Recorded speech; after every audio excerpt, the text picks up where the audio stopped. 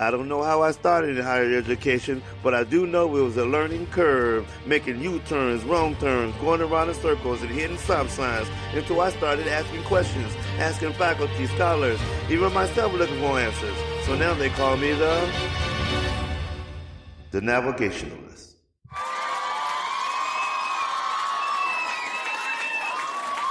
All right, thank you. Thank you so much. All right, let's go. Welcome to the Navigationalist, where we will have crucial conversations about navigational strategies.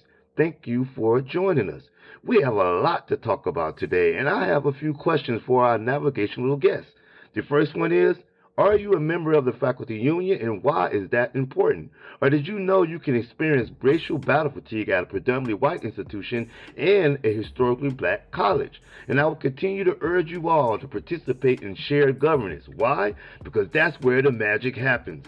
And believe me, you can make a difference. Today I have two scholars. We have Nicholas Hartlep and Daisy Ball, editors of the book Racial Battle Fatigue in Faculty. This is going to be awesome. Perfect. And let me remind our podcast audience, if you have a question for our navigational guests, please visit our website at greenbookforhighered.com. All right, let's go. And we have Dr. Bailey at the cafe. Hello, may I be anonymous, please? I work at a historical white college in a rural area. Let me first say I am tired. The first thing I did when I was hired was join the faculty union. They have great parties, but when I make complaints about bullying in my department, they do nothing. People not in the union are bullied. On top of that, they say things with some racial tones and nobody calls them off. What are my next steps? For one, when we select this question, it wasn't to say that the unions do not help underrepresented faculty. We understand that with the help of the unions, they have bolstered opportunities, protection, encouraged political participation, and offer access to many communities, Native Americans, African Americans, Latinos, Asians, faculty with disabilities, female faculty. But underrepresented faculty have questions. So, Dr. Daisy Ball. I guess my first question is: when this person has complained, have they? I'm sure they've thought about filing a formal complaint, but they've probably also thought about what repercussions might accompany that.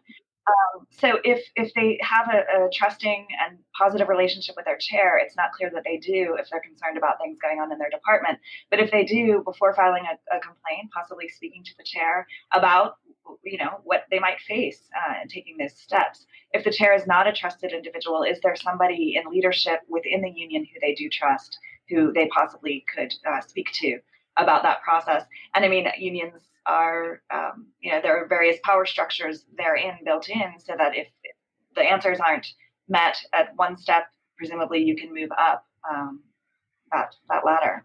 I've heard many stories as I talk to faculty members from the West to the South to the East and to the North. And sometimes faculty unions are not on your side. I've heard stories when faculty of color are hired and they feel and they receive a backlash from the counterparts, including the unions. Have you heard these stories?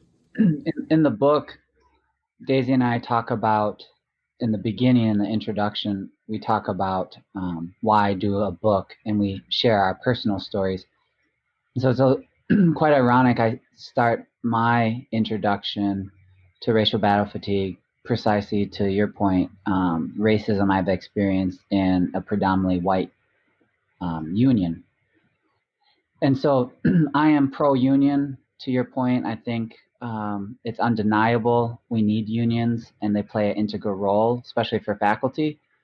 But when I was experiencing these microaggressions, and I would say macroaggressions within the union, it made me turn to the literature, and I discovered that there's been quite a lot of work done on unions and the experiences of minority and minoritized faculty. And there are very racially hostile entities or organizations or whatever you want to classify them as and that becomes problematic. And I'm thinking that books like Daisy and Mine are important because of what Zora Neale Hurston said. If you're silent about your pain, they'll kill you and say you enjoyed it.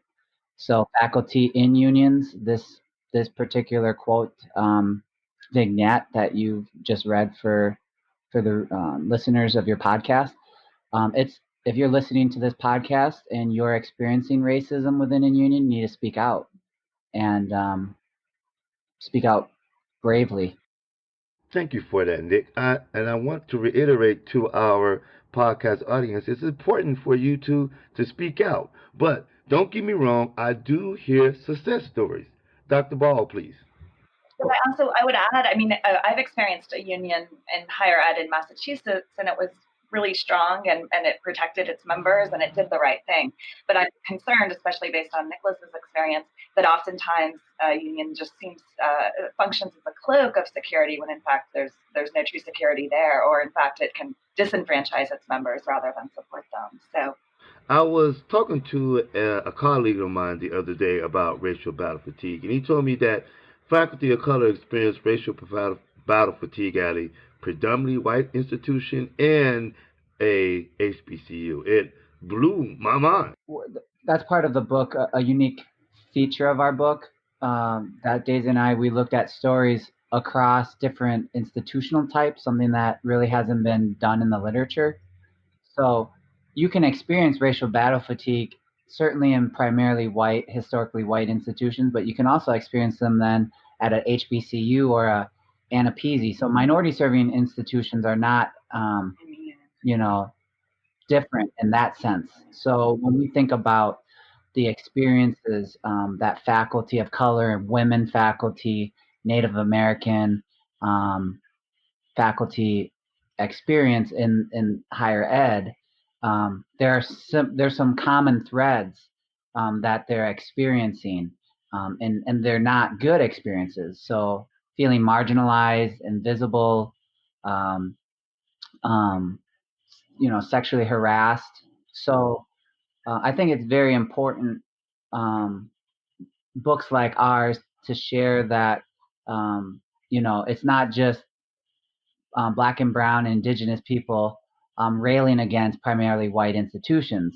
It can happen at community colleges. It can happen at liberal arts colleges and research intensive colleges. And it really needs to stop, because leadership, hiring personnel, they need to do a better job in terms of minimizing these experiences for the employees. Yeah, Nick, it happens everywhere. And, in many conversations, we talk about bringing our true self to the campus, to the college, to your workplace, placing your positionality up front. So, what can colleges and universities do so we feel safe doing that sort of thing?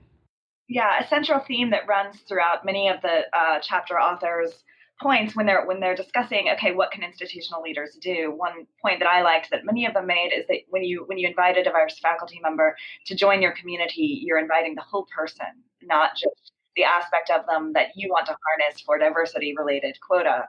And so we have one section in our book that looks at Indigenous faculty, and one of the authors discusses how his program of research, his style of teaching is very, very different and much more inclusive with his community. And that wasn't always something that was welcomed in various institutional settings. So I really like that piece of you're inviting the entire person, everything that they bring with them in all aspects of their diversity. So, the concept of John Henryism always strikes a nerve with me. Overachieving for perfectionism. Working twice as hard to prove one's worth. Grit, some people call it. Tough skin. Why do we think like that? I mean, workaholic as a badge of honor. How do we cope with this? What could colleges do to help us cope with this? You're right. I see a lot of times people internalizing this, and graduate school does that very nicely to us, to think that you have to work at a research one institution, and if you don't, you're not intellectually at the level of others, and then so it's so much social comparison within the academy. Are you publishing in the right journals?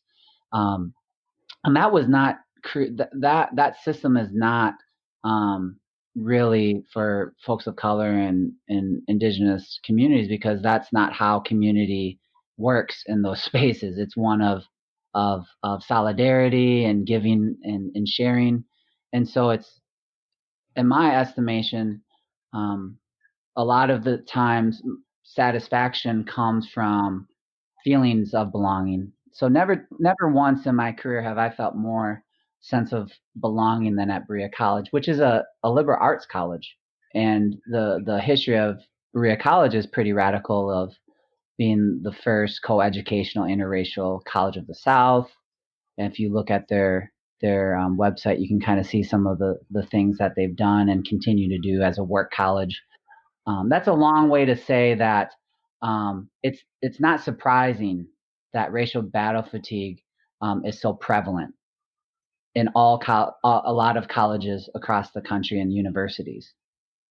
And you should love your college. And let me say, all colleges are different. You need to find the one that fits you. Is it rural, urban, suburban, four-year college, community college? Is it this state, east, south, north? Figure out which college you want to belong to. Assess your goals. So, if you haven't checked out a union, please check them out. Review them. Tell me what you think. Is racial or gender justice, equity a priority? Check. Do they have an effective grievance process? Check. Do our interests converge in some way? Check. Make sure your interests are in line. And lastly, do they listen? Check. Wow, awesome conversation. Now we're off to our second question with Dr. Bailey at the cafe. I have thick skin, I tell myself.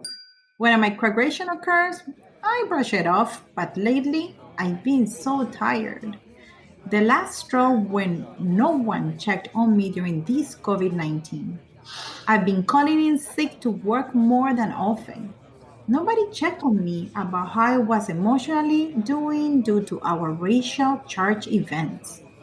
My mentor mentioned racial battle fatigue, and I said I had symptoms.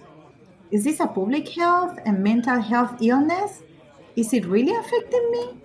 I've been there. I can so much identify with this faculty member here. He, she, or they are tired. I remember when COVID 19 hit and I began asking the administrators if they were checking on their faculty of color. Many administrators did not even know faculty of color felt a type of way until they had a forum, which was too late because then they described explosive experiences of emotional, physical, spiritual. So, yes, it affects us. But how? Dr. Daisy Ball, please. So I'll share the definition of racial battle fatigue from Smith et al. From 2007. They write social psychological responses, including frustration, anger, exhaustion, withdrawal, etc., associated with being a person of color and the repeated target of racism. And so the idea here is that it's an accumulation of these experiences, which absolutely does pose both a public health risk and a mental health risk or illness. And so I think we tend to think about things from the individual perspective. This is just me who's experiencing this, or I'm just, somehow I've brought myself into having these experiences, when in fact it's a community-wide experience, but our institutions are structured so that if we have a diversity fellow or what have you, a diversity hire, voices aren't communicating and aren't heard. And I'm particularly concerned about racial battle fatigue in the era of COVID-19, right? So we have an already vulnerable group of people whose physical well-being is made even that much more vulnerable because of the pandemic. One thing about your book I just stuck out were the narratives, how you challenge the master narrative. As a writer, I believe in the power of stories, and as a person of color, I believe in the power of narratives and how it empowers us all to dismantle this master narrative, right? When the dominant, common sense air quote is used to explain away how one person experiences, a department or a college or a faculty orientation, and I was thinking of Paulo Freire in the Pedagogy of the Oppressed, where he says, it's not our role to speak to the people about our own view of the world, nor to attempt to impose that view on them, but rather to dialogue with the people about their views and ours. We could say views or experiences. And so sometimes when folks of color, indigenous folks, women share their stories, they're not really listened to, they're dismissed, and they're not taken as credible. And so thinking about people listening to your podcast, hopefully some are leaders at colleges and universities. Ideally, they would cultivate a culture that would listen and not take it personal, not be so, okay, immediately dismiss it, and start reflecting on, oh, is it possible? Is it possible that others experience the world differently than I do? And then move it forward. And I had a colleague of mine who recently was talking to me about his experience during the hiring process during this COVID pandemic, right? And the interviewing process. And he asked me some questions. He's like, what do you think happened? And I told him right away. And he said, you're absolutely right. And I said, of course I'm right, because this is a common experience we have. This is how you have a hiring experience as a scholar of color. And so we almost chuckled because he asked the question, I knew immediately what happened. And so until that predictability goes away, I think we still remain in this time of we do need to continue to share these counter stories, and because otherwise the master narrative will continue to say, no, it's this, it's this, it's this.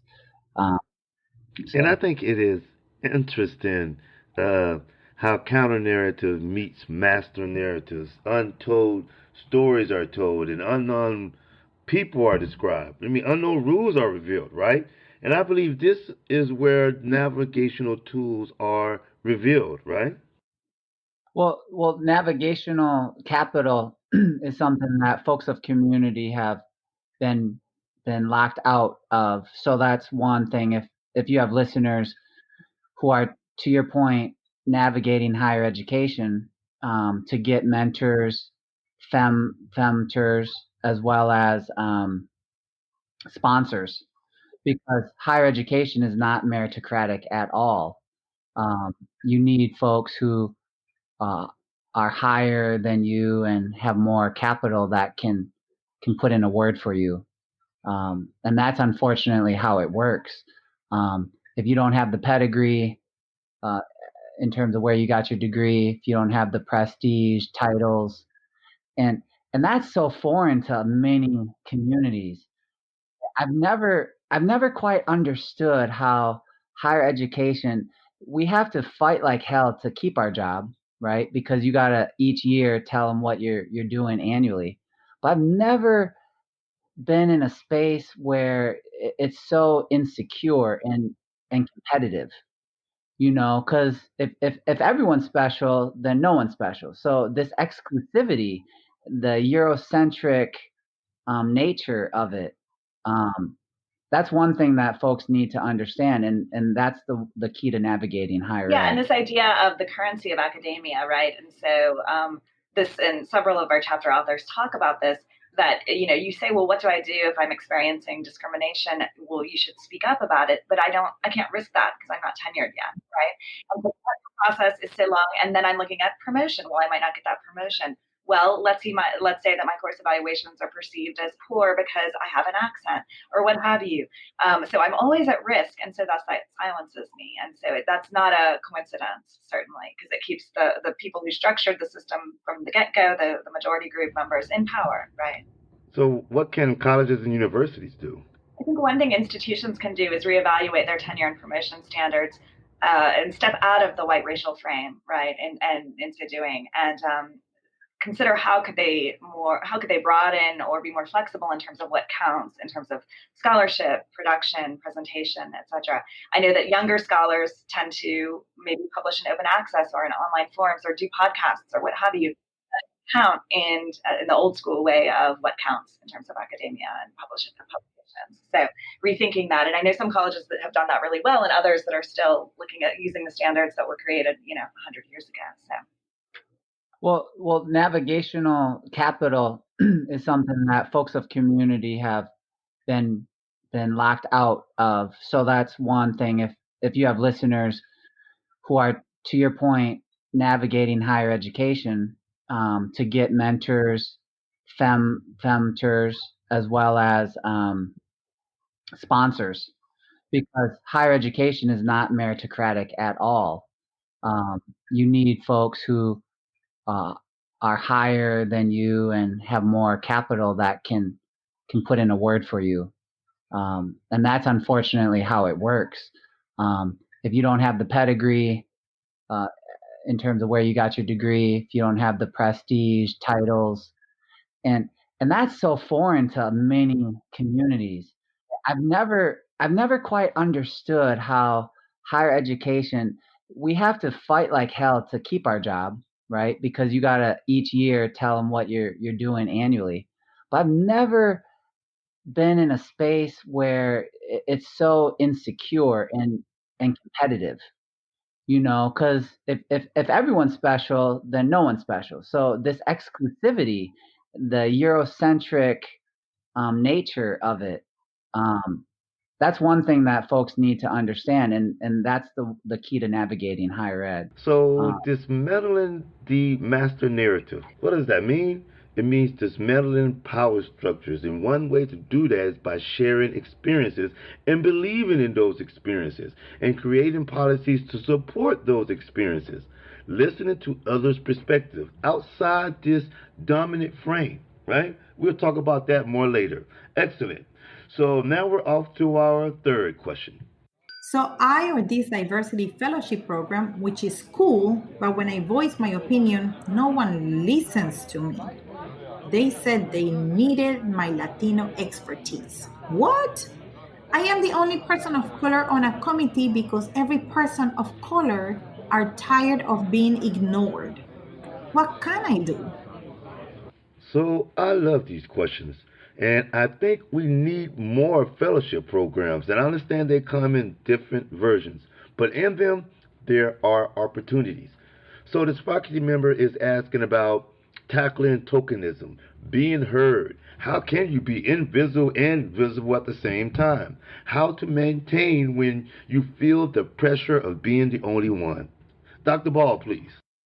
So one of the things we talk about in our book, the final section is devoted to diversity-related fellowships, positions whereby institutions recognize their need to diversify, and thus they're going to hire one faculty member who meets their diversity standards, however they've defined that, and then their job is done, and they can point to this, right, to this hire. And it's very problematic. I would say that for your listeners who are potentially thinking about applying for a diversity fellowship or have been asked to apply for one at their current institution, or they're maybe finishing their PhD and on the job market looking at positions such as this, you want to be very careful about these positions.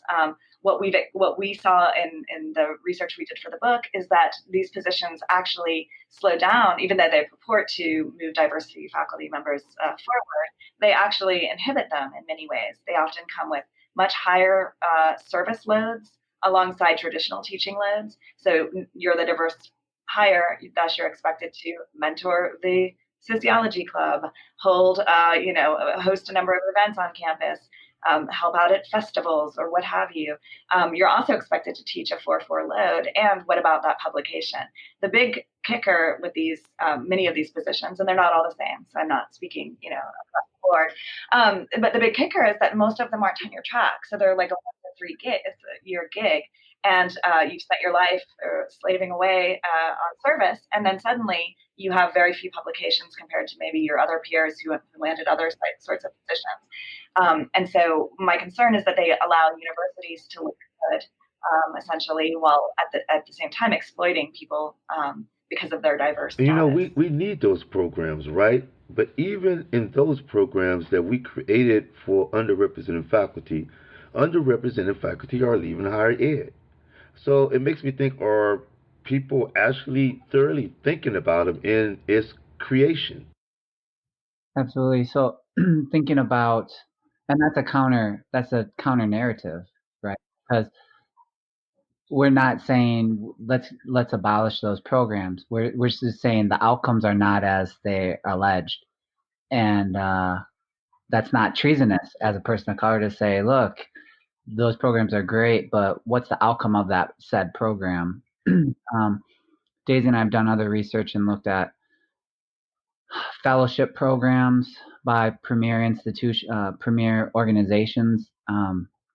We've seen a homophilous type of relationship where certain certain candidates are more likely to become fellows when it's alleged that those fellowship programs were to create interdisciplinary research. Exactly. So, what should we, underrepresented faculty, do to apply pressure to this?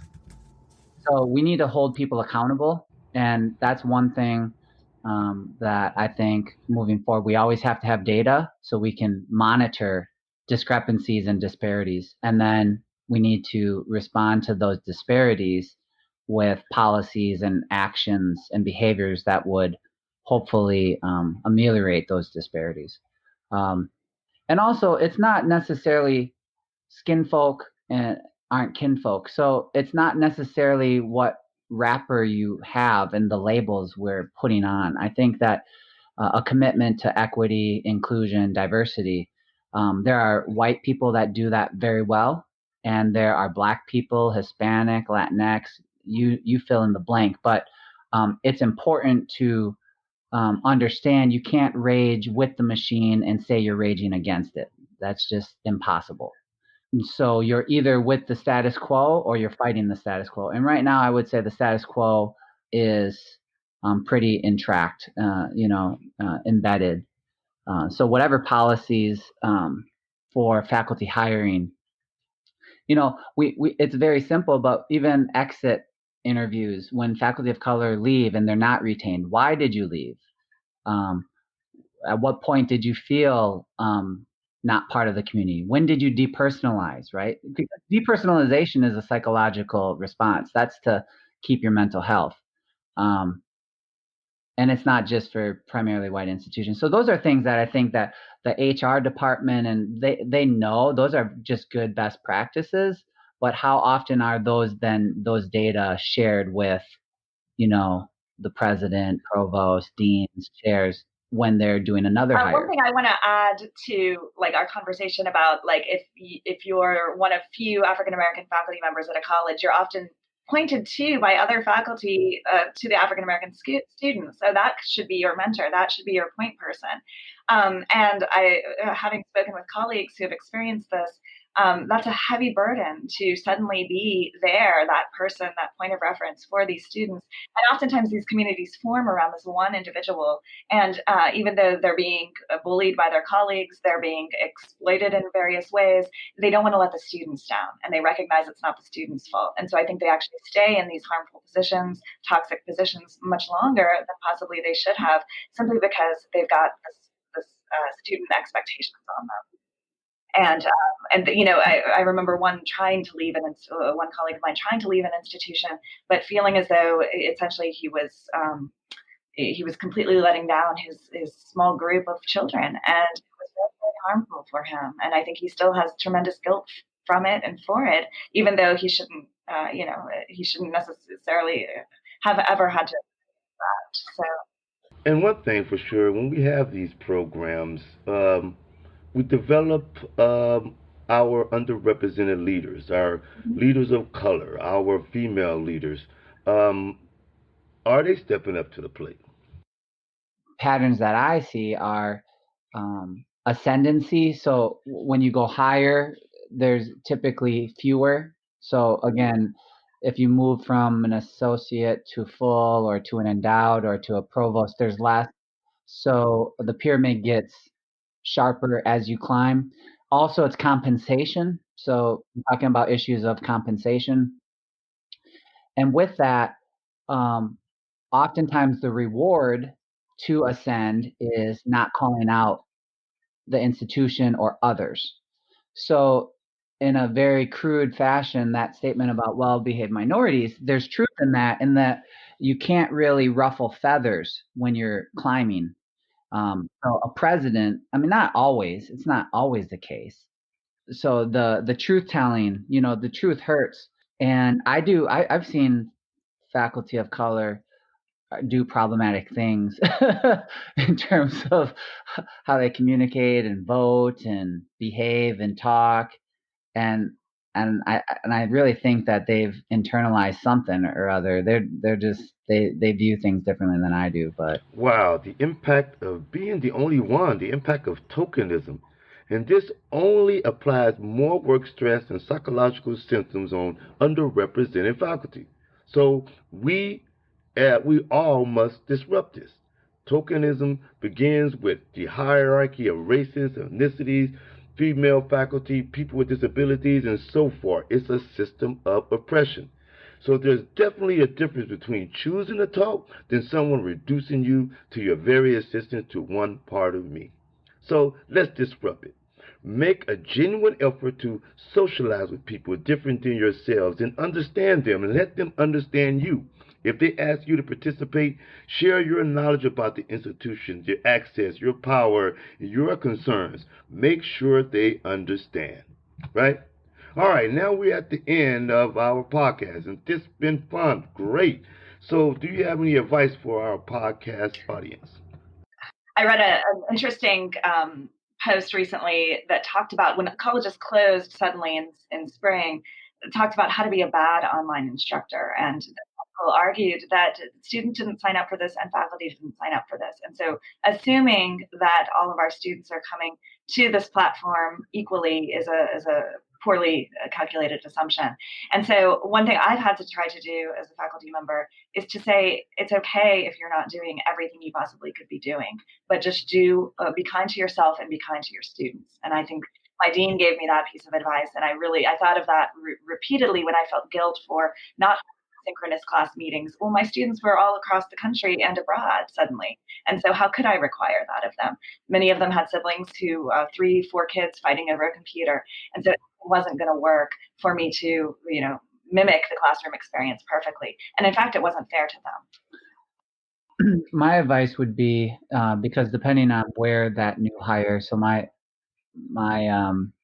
wisdom to share would be, for someone who is just hired, you're going into your first faculty position, would be very cautious about everyone, because you might read people incorrectly. So the very people that you think are allies for you as a scholar of color, as a woman scholar, indigenous scholar, give it time. And the cherry on the top is because of COVID. So for instance, you might actually be in the office much less. And these, I'll call them characters, but these people, they might be different than they are in a virtual setting than if they were when we hopefully get a vaccination for this and we're back in person. So be very cautious about your relationships. Certainly get to know everyone, but be very cautious of people, because you don't know who is out to get you. It sounds horrible that I say that, but there will be people who don't want to see you successful. I heard there's a phrase for that, Schadenfreude, people that get pleasure from your misery. So there are some people in higher ed, it's sad to say, that have PhDs that want to see you fail. Well, or they have a expectation for what you as the diverse faculty hire or whatever will be, and if you don't meet those expectations, or you act or are very different from those, but still a high quality scholar or faculty member, that will often cause them to turn against you. And I will also add to what Nicholas said, people are paying attention and they're watching. One of the chapter authors talked about when he did vocalize his frustrations at departmental politics, suddenly the chair and the dean were dropping in during his office hours just to check to make sure he was actually holding them, and critiquing how far, how wide open his door was, or how narrowly open it was. And so that wasn't happening for any of the white faculty members of the college. Thank you so much for joining us, you two. You two are wonderful. Thank you so much. This is Navigational Report 98797. Thank you all for sending these questions. I hope we helped you and all who listened. And notice that we have similar experiences. Many of us have received a flyer or an invitation about a faculty union, and if you haven't checked one out, see what they're talking about, but be prepared to present your positionality over and over and over and over again. In this past year, 2020, was a tough year for racial battle fatigue and exhaustion. So recognize that and deal with it. It is very, very real. You are not John Henry, and we don't want you to be John Henry. On campus, in your affinity group, in friendly circles, share your stories and be surprisingly surprised that we are going through the same thing. And if you are a diversity hire, congratulations. But remember, the spotlight was on you at the beginning when you were hired, and it will continue when you step foot on campus. So remember, you don't have to be super diversity, but be upfront with your team. Tell them your concerns. They know studies. We have studies and research telling people about this. And as you ascend to great heights and busting glass windows, receiving promotions after promotions, remember, pause, remember, there is still work to be done. We need your help. Well, this is awesome. Well, I am Jimmy Chapin, host of The Navigationalist. See you on our next episode on The Navigationalist.